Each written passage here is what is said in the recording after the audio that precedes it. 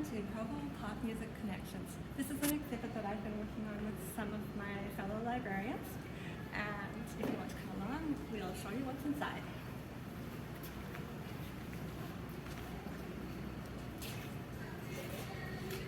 We begin with the foundation. So people early who became involved in pop music, we actually started 100 years ago in the 1920s with the cowboy tenor.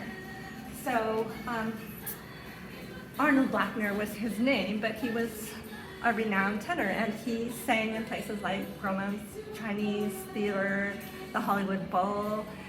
He sang opera, and that doesn't seem like pop music, but opera really was popular music in the 1920s. Notice that there's a QR code, and if a person coming through the exhibit uses that QR code, it will take them to some of the cowboy tenor's music. The same is true with all of the posters in the exhibit. So then we have the 1930s, where the King sisters started to sing together. They had started out singing with their family, and then they went into groups of 3 or 4. Normally they sang with 4 sisters, although there were 6 sisters total, and they kind of took turns singing. The audience couldn't always tell which sister it was anyway. The Bryan sisters also came about in the 1930s. Most of their work was in movies and radio. In the 1940s, we have Marie Windsor. Now, she's not really a singer per se, she's an actress, but she did sing in her movies, meaning that she did lip syncing, and they would dub in the voice of, for example, in one of her films, Marnie Nixon.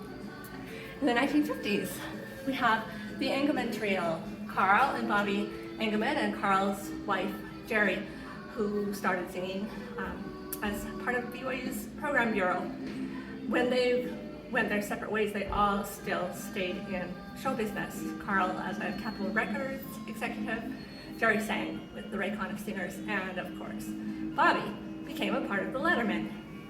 The Lettermen, 2 of them were BYU students, Jim Pike and Bobby Engelman, with Tony Butala making up their 3rd, who was not a BYU student. I'm just going to cast our eyes over to the other side of the exhibit, where we actually have a display of one of 11 gold records that were earned by the Lettermen in their first 10 years in the popular music scene.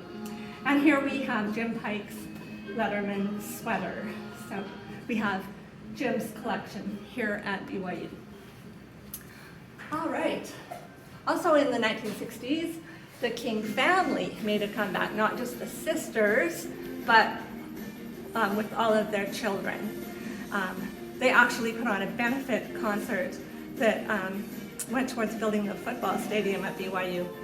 Down here, there's a little Who Knew with Teenage Mutant Ninja Turtles on it. So that's in honor of Cam Clark, one of the children up here in this picture of the King family, who actually graduated from BYU. And he was the voice of, I can't even tell, one of them. Okay, the Klinger sisters. The Klinger sisters also came about in 1960 for sisters who sang girl group style until about 1966, and then they turned into being a rock band. Notice that there was publicity about them that compared them to the Beatles, which is an interesting thing.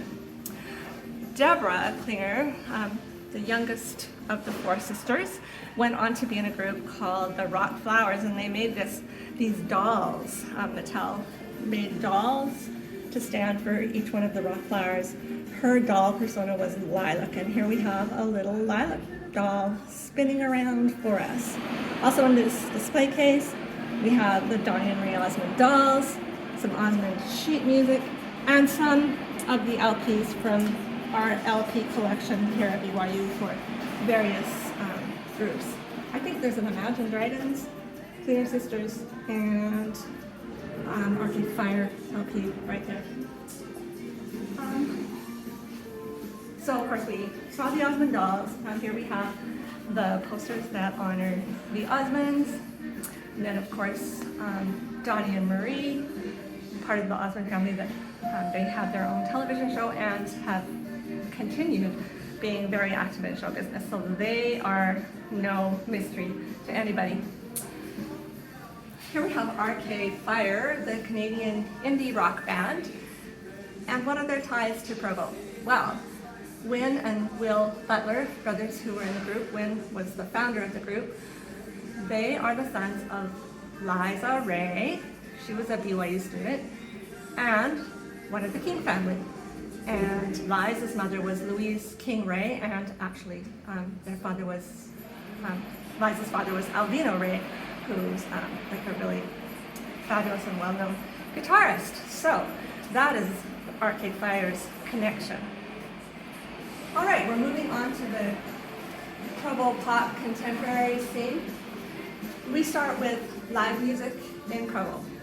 So back in the day when I went to BYU, there were live concerts in the Marriott Center, and that's hard for us to imagine today because that just doesn't happen.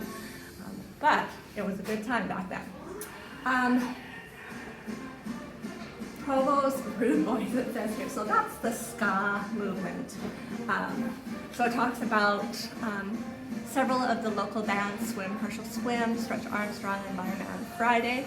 Down here in the display case, there is the Horror Effects pedal board that was used by Herschel Swim when our own Rick Anderson, our university librarian, was a part of Herschel Swim.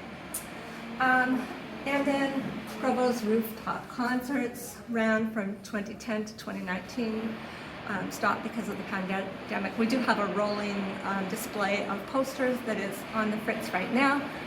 Also Velour, which is where many groups have started, like Imagine Dragons and Neon Trees.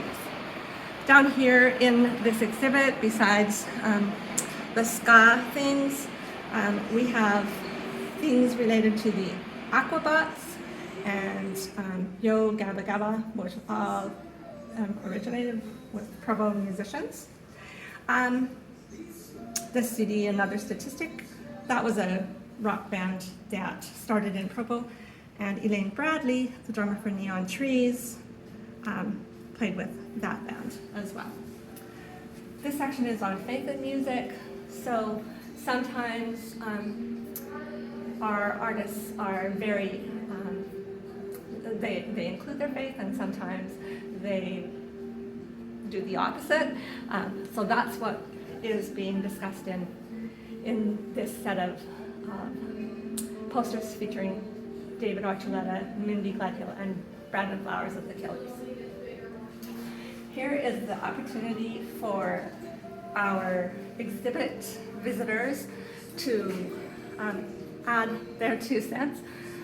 We'll be changing the questions in this exhibit. So right now we're asking about if we were going to have a BYU Marriott Center concert, who would you want to have? And the other one is asking who people have met. Somebody wrote a lot and erased it. And on this last wall, just some cool stats. So how popular pop music is doing based on the number of Spotify streams. So you can see, wow, Imagine Dragons is way out there in the beginning, but Neon Trees, Lindsey Sterling, and the Killers all have really good followings on Spotify as well. Provo Music Magazine is a magazine, an online magazine that's dedicated to what's happening in music right now. So there's a video right here that you can watch by Mimi Knowles, and I know Mimi Knowles' sister really well. So I'm happy that I know some of these people, and they're just great people, and I'm really glad that we can feature them here. So then we just sum it up with music connects us to times, to places, and to each other.